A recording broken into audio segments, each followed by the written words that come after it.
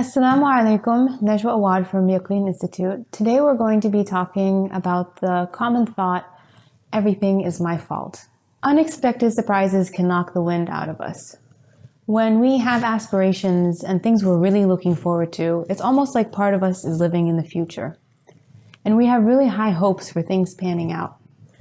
And when those hopes are crushed and things don't go as planned, it can be a really traumatic feeling and a traumatic event in a person's life.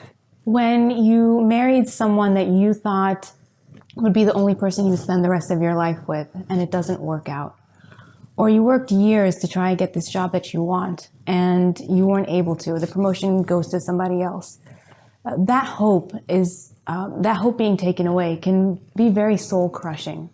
And you might start to wonder, that everything is your fault. I'm trying my best. I'm making dua. I'm doing everything in my power to try and make things go right. But there must be something about me that's not making things work out. When something bad happens, we are wired for survival purposes to ask why.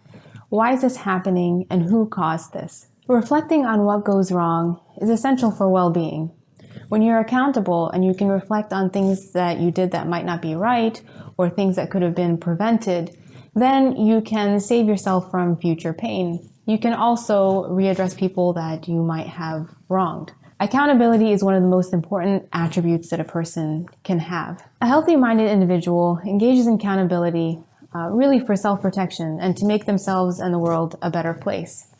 This is much different than self-blame. Self-blame is when you criticize yourself and you are just focusing on the negative for no reason other than to make yourself feel bad. Over time, self-blame can be very dangerous. It contributes to poor mood. It can be a major factor in depression. It can even lead you to one of the biggest sins in Islam, which is despairing the mercy of Allah. While self-blame happens to everyone, in my practice, I feel like it really happens to a lot of women.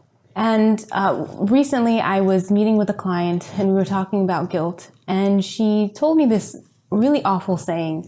And the saying goes like, beat your wife every day, and if you don't know why, she will. And it's awful because anyone would think that, but it's awful because a lot of women actually do engage in that level of self-blame, in which they take responsibility and feel bad for things that really have nothing to do within themselves. And this is one of the worst kinds of oppression, because it's not only taking accountability from the person who should be accountable, but it's almost like a dhulm on the self, in which you are inheriting almost like someone's sins and you are blaming yourself and feeling bad for something that really has nothing to do with you. Sometimes bad things happen to us because of our own wrongdoing. But we also know that sometimes distress can be the result of a bigger picture things that we don't know about, the unseen. So while it's good to always do istighfar and seek nearness to Allah in that capacity, we also need to remember that just because something bad happens to us, it doesn't necessarily mean it's because we did something wrong. Many people who experience self-blame can trace the thoughts that they have back to a critical caregiver, someone in their past that might have had good intentions in trying to redirect them or trying to help them, but used feeling guilty or used blame as a motivator instead of growth and looking at things from a strengths perspective. You can go back and reflect on your early childhood and think, the voice that I have now, does it sound like someone that, a teacher or a parent or some kind of caregiver, does it sound like someone who used to say things to me before that made me not feel good? What happens is when we're children, we are very vulnerable, and the things that people say to us eventually become a part of us. So the negative thoughts in your head and that script of self-blame might really be from someone in your past. We also know that Shaitan uses this trick to make us feel bad and want us to not want to seek nearness to Allah out of shame or feeling that we're not worthy. So in addition to, reflecting on people in your past that might have inadvertently hurt you this way, it's also important to realize that this is a tried and true trick from Shaitan to try to get you to despair and think that you're just not good enough or worthy to be with Allah and be a good Muslim.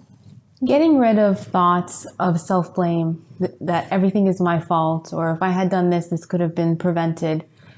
It becomes habitual, and it becomes a way of thinking that's very hard to break out of. So it sounds very overly simplistic, but if this is something that you struggle with, in the morning and in the evening, you can take a journal and you can write down some of these self-blame thoughts. And once you're finished, cross them out with red or something really dark and thick.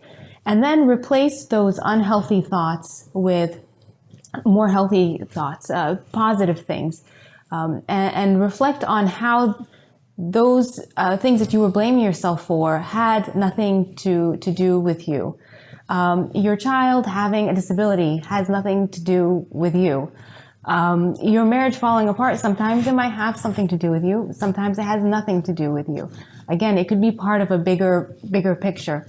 So when we look at it from that framework, then we can really rework through some of those things. Even if we had that negative voice in our head from our past, the more you practice, the easier it becomes over time.